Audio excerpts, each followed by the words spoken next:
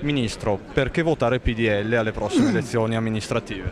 Ma in primo luogo per ridare un forte rilancio a questa città, per votare su un candidato che investirà sull'economia, sullo sviluppo, sulle categorie che in questa città creano ricchezza e benessere, settori come quelli della pesca, il caso dei gestori delle concessioni demaniali marittime, sono tutti problemi che con l'aiuto del governo centrale il sindaco di Chioggia potrà risolvere meglio. Dall'altra parte una sinistra che purtroppo non è stata in grado mai di realizzare progetti per l'occupazione, progetti per cambiare in meglio la società.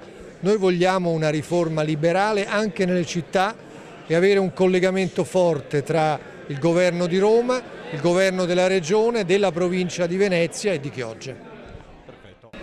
Dolomiti, patrimonio dell'umanità, lei è un abitué anche di Cortina e Cortina si è candidata recentemente ai mondiali di sci del 2017. Qual è l'impegno che si può prendere il ministro degli esteri per questo grande evento?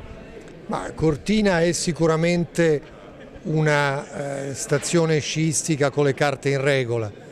Occorrerà preparare assai bene il dossier di candidatura, occorrerà farlo con serietà, lavorare con la FIS, quindi con la Federazione Internazionale e soprattutto affrontare una concorrenza molto agguerrita, penso in particolare alla Svizzera di St. Moritz, lavorare bene, abbiamo dei grandi campioni degli sport invernali che potrebbero aiutare come testimonial e certamente la città di Cortina deve rimboccarsi le maniche. Cortina ce la può fare?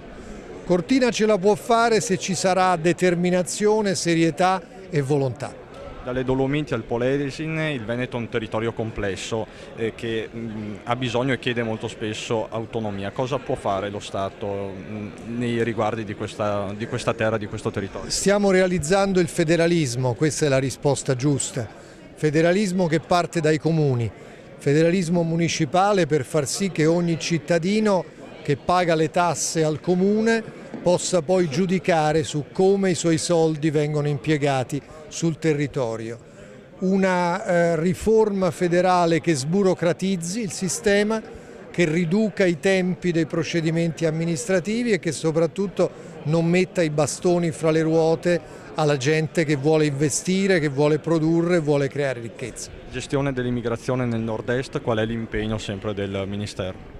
L'impegno forte è anzitutto quello di lavorare nei paesi di origine dei migranti per non farli arrivare. Laddove non servono, laddove non ci sono posti di lavoro, gli immigrati sono purtroppo destinati alla disoccupazione, alla microcriminalità, a creare problemi di sicurezza. Laddove servono debbono essere gli imprenditori a chiederlo, per quali categorie di lavoro è necessario, quanti ne occorrono e in che modo. Allora sì che possiamo gestire il flusso migratorio e non subirlo. Noi stiamo lavorando per non subire i flussi e per rimpatriare quelli che pensano che si possa entrare e rimanere in Italia violando la legge. Quindi gli abitanti di Padova e di Feltre, che sono le città che sono state nell'occhio del ciclone in questi mesi, possono stare tranquilli? Noi abbiamo iniziato un serio piano di rimpatri. Spesso abbiamo le istituzioni europee che non ci aiutano. Dobbiamo realizzare una politica in cui l'Europa sia più solidale con i paesi in prima linea come l'Italia. Stiamo lavorando e non è un impegno certamente facile, ma andiamo avanti. Grazie.